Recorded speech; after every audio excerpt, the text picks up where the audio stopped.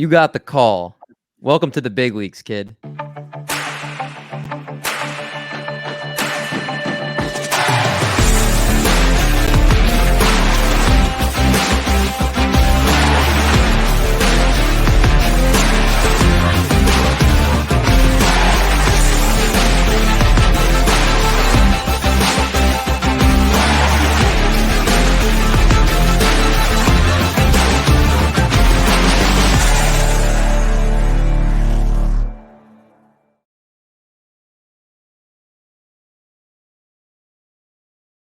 What's going on, everybody? Welcome back to the Call Up, presented by Triple Play Fantasy, back for week 11. We are now in the midst of the season, middle of the season, whatever you want to call it, but it's grind time, guys. It's a fun time of the year. Get to see a lot of prospects being called up and a lot of great players moving up through the minor leagues here. Of course, D. Mendy is not only joined by just Mr. Baby Huey here, but also joined by a guest as we do each and every week. But Baby Huey, how are you doing on this fine Tuesday afternoon? I'm doing good. As I've been saying, this has become my favorite time of the week. I look forward to even doing the graphics at this point, which is odd to me, but really excited. I'm very excited for our guest this week. He's someone I've respected for a long time, and I'm very happy to have a chance to sit down and talk with him for a little bit. And this is someone you want to pay attention to. That's right. If Baby Huey's hyping that person up, you know it's definitely somebody I'm hyped up about just as much here. The man you see at the bottom of the screen, if you're watching on YouTube, is a very special man. If you are listening to the podcast, though, I will make sure you guys just get a sense of how great this guy is. He is the developer of RoboScout at prospectslive.com. He finished second overall in TGFBI in 2021 last season, which, if you know anything about TGFBI, it's hundreds upon hundreds of people that enter. So second overall is pretty insane. And this man kept up with that same type of success even the year before that, as he was 13th in 2020. He is a prospects guru. He also has a great Twitter handle, which is @the_arrival. It is Dylan White in the house tonight. How's it going, Dylan? Very good, very good. After that introduction, my head's going to be too big. Hey, man, we're pumped to have you on the show. Before we get started into of course, the great prospect talk here, can you please tell us a little bit about what RoboScout is? Yeah, so when I started Dynasty Leagues a few years ago, one of my biggest weaknesses was prospects, and I really wanted to not have that be a weakness, and so I started trying to do some of the things you see now everywhere with the scouting the stat line, trying to find correlations between minor league performance and major league success or probability of success.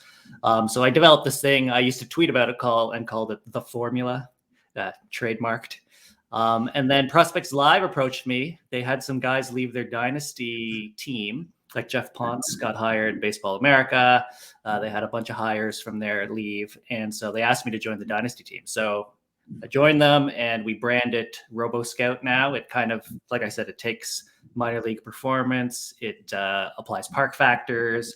It tries to regress when there are low sample sizes, just trying to give you an idea, and it gives a score from 0 to 100 for each level. It tries to give you an idea of who's performing well and has a good chance of becoming an impact prospect for you. So it's really to help your dynasty teams get a leg up on your league mates. I think that's the name of the game. If you can, get up that leg up and you can find out about guys ahead of time and pick up the ones that are super valuable, especially as we get more and more information about all these young prospects. You got to use all the tools available out there. And this sounds like one of the top ones to use. Where can they find access to be able to use this tool? Yeah, so right now it's behind the paywall, behind the Patreon. It's $10 per month to get access to it. I do every week we update it, and I write a little article of like who was hot that week or who I'm targeting.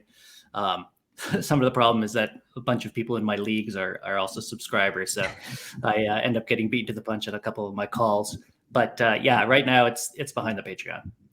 That's right. So if you're interested in checking more about RoboScout, you can go. It's on prospectslive.com, correct? And you can find out more about it there and pay for the Patreon thing there. Yeah, there's a lot of stuff that's not behind the Patreon wall. So like the draft content is really great. there's different tiers, obviously, of the Patreon.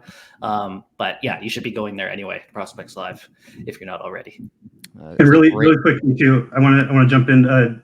So Dylan's someone he identifies players the same way I do. Like, this has been going back for like almost 2 years now. Like, I see lists that he puts out and the same type of lists that I put out. So it's like, I've noticed that from the start. And just recently, a quick story. My buddy's really big into dynasty leagues. He plays like 30-team leagues, and where prospects that no one knows about is picked up. And it's like, so I tell him occasionally about some random guy that no one's ever heard of. And just this week, Dylan tweeted about a guy named Glider Figueroa, I guess. And so he went for like $600 something in this big dynasty league. Like, that's just because of Dylan putting out the message about him. So that's the kind of power this tool has in shifting the way people are looking at prospects, and especially those guys that no one's ever heard of. They will instantly be picked up as soon as he talks about them. That has to make you feel good, Dylan, if you're putting something out and then the moment you do, someone's dropping $600. That would make me smile. That's a great story. I think Eddie Almaguer had something to do with it, because he was kind of on board with that name too. So I don't want to take all the credit for that. He's got much more power and leverage and clout than me, but that's a great story to hear. Well, we've got tons of great stories and great players on this episode. And as always, you guys know, we kick things off first segment, which is our minor league players of the week. And a very familiar face here on the call up, Esteury Ruiz, outfielder for the San Diego Padres. He is, I think, the first 3-timer on this show. We love him here. And over his last 10 days, you can see the awesome stats that he's putting out there right now. And Dylan, should be somebody, if you don't know who he is already, you missed the boat on this guy. Yeah, I think it's definitely too late now. He just went for the trade. This is a kind of a ridiculous trade in one of my dynasty leagues. It's with good players, like good owners of the teams. It was a 15-team batting average league. He was traded for Julio Urias and Carlos Correa.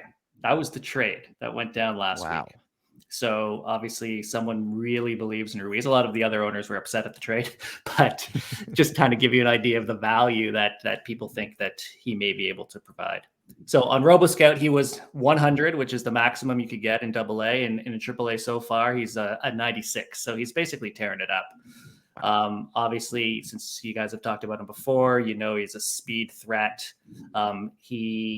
I had a podcast with Eddie yesterday for the Patreon subscribers, and we were digging in. And the more we dug in, it was kind of like, we can't deny that this guy has to be a top 50 prospect.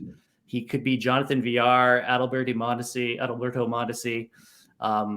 He's just keeping it up. We had StatCast access to the minor leagues last year, and so with what he's doing right now in the PCL, we quickly looked at what he was doing. So he has a 31% chase rate, a 74% contact rate, 13% barrel rate, and a 108 mile per hour max exit velocity in 30 batted ball events in AAA this year. So I looked back at last year to see what 23-year-olds in AAA had similar stats. And the one that comped closest was Josh Young, who had a 31.5% chase rate, 73% contact rate, basically identical, 109 mile per hour max EV, which is in 342 plate appearances. So he had more opportunity to have a max EV, if you know what I mean. So it's kind of undeniable that this guy will probably be an impact player. He was playing center field in AA. In AAA, he's played 7 games in center and 2 games in left. So maybe they're kind of grooming him to be in left because they have Grisham in center right now. He's not on the 40-man, so there's going to have to be some roster shenanigans there to get up there. But I love what he's doing. So my favorite question to ask every week, and this always makes Michael uncomfortable, but Dylan, I'll see how you feel about it. Do you think we see him at any point this season? I think maybe August you'll see him. Like I said, he's not on the 40-man. Will Myers is going to come back from the IL. Tatis hopefully is going to come back soon. Machado will be playing again too. So Abrams might go down, and he's ahead on the depth chart. So it's going to take him, he's going to have to sustain what he's doing right now for a while before it's undeniable that he has to be called up. So I would say August. I do think he'll come up this year. He may not be an impact player though. So keep an eye on him. Obviously, get a taste maybe for next season. 48 stolen bases and 287 plate appearances this year is bonkers. So you can just see that potential there, and why people are making trades for him. Just like as Dylan mentioned, those types of trades. Definitely the talent seems to be tantalizing to say the least. Let's talk about a player, Mike, that you think should be one of the players of the week here on the hitting side, and that's Ceddanne Rafaela. I think I hopefully said his name right. But he's an outfielder shortstop in the Boston Red Sox organization, tearing it up over the last 10 days, and also now in Double-A ball. So kind of getting closer to where maybe more people can find out about this guy. Yeah, I should mention right off the bat, Chris Clegg, who's a good buddy of mine, he mentioned him very early in the season, and I was a little bit suspicious. I thought it was too quick to be calling him out as like a top 100 prospect, but he was spot on. So shout out to him.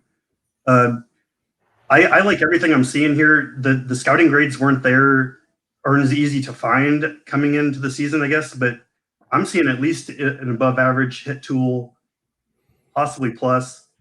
Same with speed, and he's developing power this year. So like I'm seeing like this well-rounded player that's in Double-A now. He's only 21 years old. He's capable of playing infield and outfield.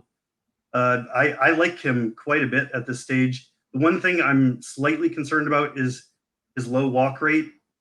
So he's definitely a guy that likes to hack at the ball, but he doesn't strike out a lot, and it's productive across the board. So I would like to see him increase that slightly, but this is a guy that I think you should get on your teams, even as a secondary trade piece or something.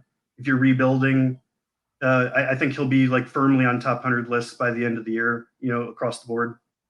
Now, you mentioned that Chris Clegg brought him up early on this season. Was he somebody that like other people had seemed to be bringing up as much as him, or was it almost like this was almost like a completely out of left field call? Like, had you seen his name floated around anywhere else? No, I look at prospects quite a bit. I was doing it even more than I do it now last year. And this was a name that kind of slipped under my radar. When Clegg brought him up, he was kind of out of left field to me, at least. So it was, to me, it was like him saying, here's a guy that no one really knows about, and he's really like a top 5 prospect in the organization, like very quickly. So I got to give Clegg credit for that. I mean, I don't know what he saw exactly or how he saw it so quickly, but like I pride myself in trying to find these guys as soon as possible. And this is just one that slipped in my radar, but he's been doing it all year. He's gotten even better since he's moved up to Double-A as well, which is another sign I look for in top prospects. All right. That's a name right there. If you haven't heard it, I actually hadn't heard it until today. Make sure you keep an eye on Ceddanne Rafaela, another player in the Red Sox organization that I think you guys got to keep an eye on if you haven't already. Blaze Jordan, third baseman for the Red Sox on the season, a 291, 343, 810 slash, 6 homers, 37 RBIs. Also got a couple steals. Recently in June, though, he's really been heating up, a 364 average. He also, in his last 10 games, has 19 hits, 10 runs. This is a guy that has a ton of potential power. He's somebody that I was reading that there were some stories of him hitting 500-foot homers at age 11. And somebody that, again, the tape measure shots he's going to be able to hit, especially as he keeps developing, is going to be awesome. His defense is going to be something that he has to keep working on. Obviously, from the right side, like we mentioned, a good stroke.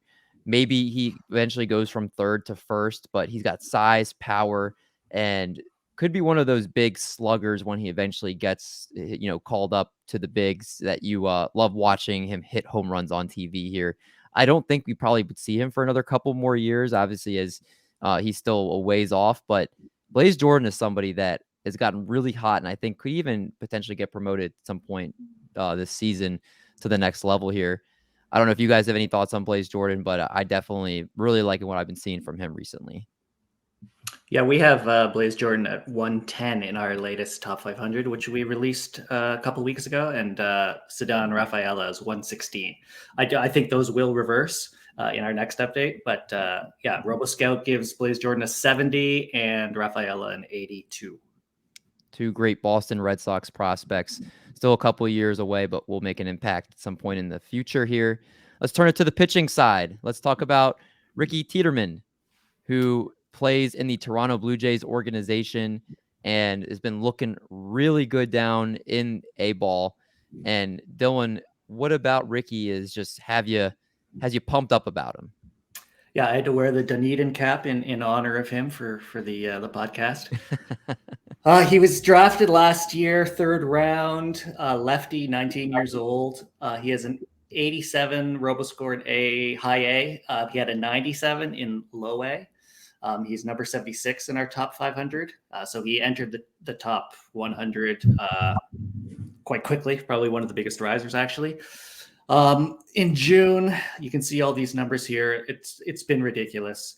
As I mentioned before, we have the StatCast data last year. And so what I did was took his low A performance, his metrics, his IVB, induced vertical break, his vertical approach angle, his miles per hour, his RPM, his horizontal break, all those things which kind of are correlated to expected whiffs, etc. And what we did last year was we looked at pitchers' arsenals and saw how they were compared to the league average, and then put grades on them based on the StatCast. So all that to say is I took his low A performance this year and compared it to the baselines from last year to see how we do. And in high A, his 95 mile an hour fastball, which has incredible tail on it, has a strike percentage that's plus to double plus. Command has double plus whiffs. His changeup has 9.7 mile per hour differential, which is from the fastball, which is kind of the ideal zone. You kind of want to be 10 miles an hour. That is a 65 on control. I know that doesn't exist, but call that plus to double plus control and plus whiffs. And then his slider has incredible sweep on it as well, opposite to the tail of the fastball. And he has a double plus whiffs as well. So his arsenal, all that to say is his arsenal's elite. He's only 19. He's in high A, comes from the left side. He's I watch J games basically every day, and even the Pat Tabler, who's the color commentator, knows who this kid is and is talking about him on broadcasts. Yeah, lefty. Obviously, you can see the numbers on screen. 16 strikeouts over his last 9 innings pitched. Does seem like he could be somebody that helps that rotation out, which, the Blue Jays also. Dylan, let me ask you this. Are you also kind of find it appealing because he's in an organization that seemed to do a lot better with pitching? We were talking about how we see guys that are on the Royals and we worry about, their development, and other organizations. We have like the Yankees, who seem like they've been doing well with pitchers. When he's in an organization like Toronto, does that make you more excited about the possibility of what he could do at the big league level? Yeah, definitely. I think the Jays organization has really emphasized analytics, and they've really increased the size of that team, and you can see it in sort of the development of their prospects. Gabriel Moreno, Bo Bichette, obviously, Vlad, obviously, but Orelvis Martinez, Gabriel Martinez down in low A. Nick Frasso has incredible StatCast. So that sort of thing makes me optimistic, because it seems like they are looking at those metrics that have proven to have success in the contemporary game right now. So yeah, I'm definitely excited. I love it. Let's talk about another pitcher, and shout out to Christian Crespo. We'll be back at some point. But we got a Detroit Tiger on this list, and Reese Olson, who over the last 10 days has been looking good. And on the 2022 season in general in Double-A ball has looked pretty swell as well. Mike, what about him has you excited? Well, he's someone that pops up on my radar when I do the filters on FanGraphs, age and different stats and stuff. I just don't think he gets talked about enough. And when I looked on Fantrax, he's only rostered in 9% of leagues. So this is a 22-year-old in Double-A with a 1.78 FIP, a low whip as well, low walks, really good strikeouts. And just as you see in the last 10 days, he's struck out 18 hitters in 9 innings. Looking at his full arsenal, he's got an above average fastball, plus slider, above average curveball, plus changeup. And command was the question coming into the season, but he's walking 2.31 per 9. He only walked 1.64 per 9 in 2021. So we could be looking at a guy with 4 above average to plus pitches with good command. pitching in the Tigers organization. It's a great pitcher's park as well. And I think this is a guy you should pick up, especially in leagues where you need some pitching. Or I just can't see how he's going to stay under the radar much longer if he continues with this success. Yeah, he's been looking great, and you see the high K and low walk percentages. A great thing to look at with minor league pitchers. If you can see that K to walk being as great as it is, it's going to be a good sign for them as they keep rising up the ranks to the next level here. From Reese Olson, a name you should know, to somebody that caught my eye on the radar this week, and Robert Gasser, who is the number 8 prospect in the San Diego Padres organization, a lefty. Over his last 14 days, which includes 3 starts, a .47 ERA, 19 innings pitched, 8 hits, 3 walks, and 23 strikeouts. He's also had back-to-back scoreless outings in high A ball. He recently retired 21 straight in his last start. Not necessarily someone that's going to blow you away, but he seems like he does have good control and command of his pitches. Somebody that maybe at the pro level is someone that's more of a back-end arm, but he has an above-average changeup, somebody that doesn't have a massive overpowering frame, 6'1", 190 pounds. But I think just with the fact that he's able to, he has 139 strikeouts and 102 innings at junior college. I think he is the potential to be a solid pitcher for this team when he does eventually get called up in a couple of years. A low to mid-90s fastball, a slider, that's also considered a plus pitch potentially down the road. I think he's somebody that's starting to find his stride now in high A ball, and somebody that you maybe could hear about more in the coming years if you haven't heard his name already. Robert Gasser, definitely somebody that's been pitching well as of the last few weeks here. So, Robert Gasser, that will at least close out the Players of the Week segment. But this segment is as poppin' as it's ever been. The notable promotion segment. We had a bunch of big name players that many of you guys have already heard of, and we'll talk about them just really briefly here. Oneil Cruz getting finally called up by the Pittsburgh Pirates and immediately hits a ball that had 112 mile per hour exit velocity on it in his first game. CJ Abrams back up with the San Diego Padres with the Manny Machado injury. Josh Lowe, thank you. Always do that with their names. Josh Lowe going back to the Tampa Bay Rays after some hype going into the season. And then Caleb Killian going up to the Chicago Cubs. Real quick, just a maybe 60-second or less synopsis of one of these guys that you want to talk about each. Dylan, is there one of these names that you just want to emphasize more of their impact to the big leagues here? I mean, I think it's got to be Oneil Cruz. 2020, maybe 30-30 at peak power, probably good batting average. His strikeouts aren't that bad. I tried to get him. Someone dropped him in TGFBI last week. I bid over $100 because I don't have much left, and I did not get him. He is the type of person who this season could be an impact player to give you a title. That's big. And he's already showed that in his first game. I think 2 or 3 RBIs, the hard hit ball we mentioned. He's a very much an exciting player. Baby Huey, anybody else you want to highlight here? Yeah, well, I mean, anyone who's been following me for a while knows I love CJ Abrams. I'm not expecting him to be a huge impact this season, but Josh Lowe, now that the Rays have shown that they're willing to call up their players and give them everyday playing time. I mean, they're giving Vidal Brujan everyday playing time right now, even though he's not producing a whole bunch. So he's someone who has power and speed. And if he's not striking out too much, which he had reduced that in the last month in AAA, he could definitely help out fantasy teams this year as well. Yeah, both guys are been very touted for a long time, and hopefully they can start producing this season. But like Mike said, maybe some of it is more towards next season, but just make sure you keep an eye on them this year. Prospect watch, guys that maybe aren't, some could be players you heard of, and others could be just guys down in very low ball that you should just kind of keep an eye on and see what they're doing a little bit here. And the first name here, Dylan, you would have been proud of me because he was my guy last week.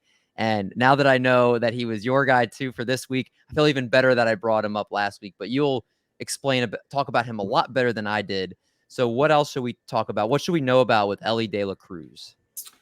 Well, I'm sure you have talked about him before because he's just someone to watch for sure. He's got the power. He's got the speed. We just talked about Oneil Cruz. that's exactly the blueprint Elly De La Cruz is. If you look at AA performance by a 20-year-old since 2007, and you kind of compare the hitting profiles, walk rate, strikeout rate, ISO, speed, home runs per 550, swinging strike rate, all that, he maps almost identically to Jazz Chisholm, who I know you've mentioned in comp before, and O'Neill Cruz. So like those are not just because he's 6'5" and O'Neill Cruz is also built like a wide receiver. It's also in the results. And so I really like the fact that it looks like he can. We're always worried about the strikeout rate. It looks like he has two people who are in the majors who are able to overcome that and continue their development and become impact fantasy players. So really excited about that. Yeah, he's a stud. And obviously you can see with the numbers, someone that's going to make a very big impact at the big league level when he does get the chance.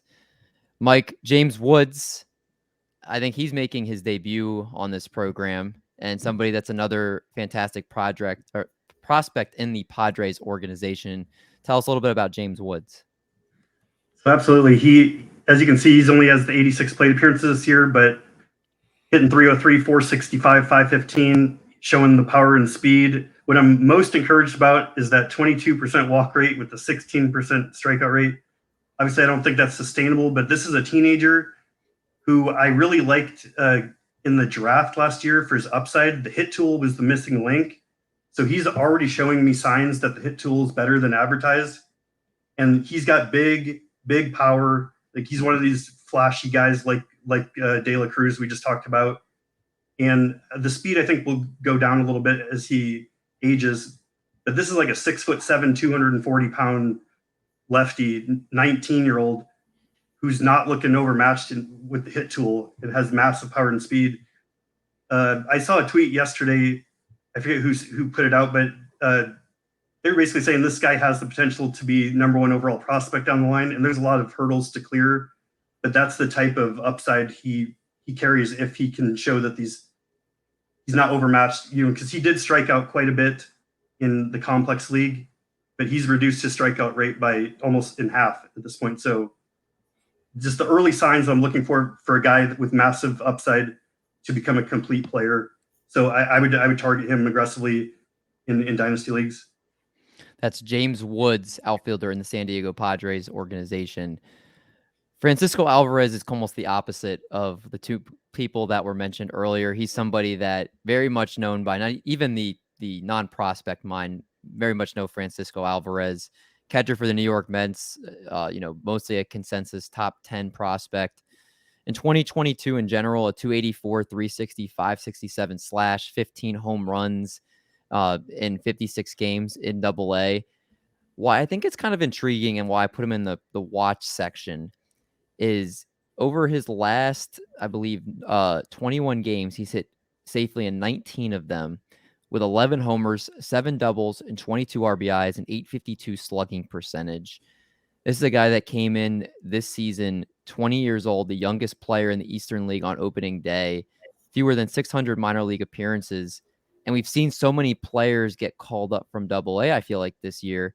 With his prospect pedigree, the potential he could have in this New York Mets lineup, and not the fact that they don't really have a catcher that's, I think, firmly entrenched in front of him where they wouldn't, they would want him to sit and learn and, what the case may be. Do you guys think Francisco Alvarez could potentially make that jump if he continues hitting the way that he is at AA? The jump to the major leagues this season? Yeah, I'd had to throw it out there. I don't think so. It's not ridiculous, but I think they're going to slow play him. I think the catchers, they like to slow bake, like teams like to slow bake just because, you have to learn how to control a staff, control the game, control the running game. There's a lot of other things, other intangibles other than just, hitting, obviously. So I think probably not this year, but he definitely has the ability to be in this year. Yeah, I agree. And it's notable that he's a 20-year-old catcher in AA. Because, like you said, catchers, Adley Rutschman was 23 in AA, 24 in AAA. So just the fact that he's up there shows how advanced his bat is and how high the team is on him. But it hadn't entered my mind that he was going to be an option this season. Yeah, I mean, he's crushing Double-A right now. Obviously, many, I think, places expect him up next year. So, yeah, maybe somebody just watching right now, but like you guys said, maybe not potentially making an impact this year. But who is making an impact this year? Well, that's why we saved this segment for last. The who's next, the players on the verge of the call. DL Hall is not somebody that had been mentioned yet in this section. We talked about two other Orioles and Adley Rutschman and Grayson Rodriguez. DL Hall seems like he's the one always forgotten about and the lesser of the other two guys, but he's very talented and somebody, Dylan, that you think the Orioles could be calling up potentially soon.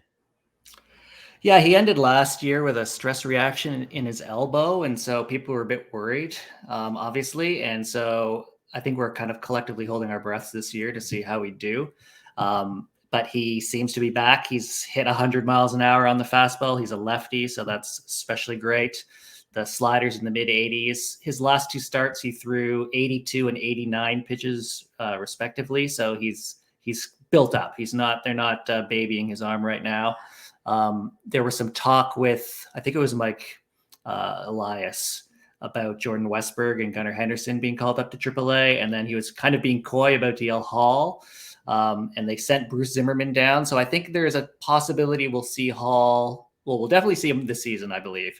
But we may see him sooner rather than later. And I just wanted to mention, using the StatCast stuff that we did that I was talking about that we did last year, he has exactly what's written here: double plus fastball, plus slider, plus changeup. The only issue is the command. He has a bit of a higher walk rate than we'd like. But worst case, he gets put in the pen and he's just a wipeout closer. Yeah, DL Hall, very excited to see him get in the big leagues, and me living in Baltimore would be one of the few players you actually want to go to watch at this point, because the roster itself is pretty bare of talented guys at the major league level, at least, besides, a few guys here. So DL Hall, I would love to see that. Very excited for him. This next player, Mike, is somebody you were so excited to put into the call-up section. He got called up just within a day before we hopped on the air here. So why don't we talk about Jonathan Aranda here? Yeah, like you said, I've just been noticing him throughout the year, even on social media. I don't see his name thrown out there a lot, and he's just a good hitter. He doesn't have anything resembling speed that's going to help you, but if he can tap into a little bit more power, he's got a plus hit tool, and he's capable of playing multiple positions around the infield, which Tampa Bay loves. I think this is just a guy who's going to be a solid hitter. He's not going to be like a fantasy superstar, but he's going to be an above average major league hitter. It's just a matter of how he can crack into that lineup on a regular basis. But he's someone who when I see his name on lists I look at, it's just like a bunch of really good prospects that everyone likes, and then he's just in there. It's kind of the same thing that happened last year with Jose Miranda, Juan Yepez. So I don't think he's got as much power as those guys, and he's like a year older than they were last year, but similar type of situation where you're going to want him on your team. He's not going to be a star for you, but he's going to be a really good player. That's Jonathan Aranda, third base, second base, first base, played a bunch of different positions down in the minor leagues, and somebody that, if you don't know, definitely take a look and see what he could be doing up at the big league level here. This last player, Miguel Vargas, third base, but he also could play second, first base, multi-position eligible, and can play a lot of different areas on the infield. 64 games so far in AAA, a 278, 376, 475 slash, 10 homers, 56 RBIs, 8 stolen bases. To be honest with you guys, I mean, maybe you can explain to me why he's not up yet. I mean, he's got a 12.4% walk rate to a 16% strikeout rate this year. Obviously has a lot of power. He seems like he controls the strike zone really well. He has a very good high batting average almost at every single level he's been at the minor league. So it seems like his batting tool is just, I mean, I don't see many holes in it. He seems like he has a lot of advanced bat to ball skills. His at bats are just quality all the time.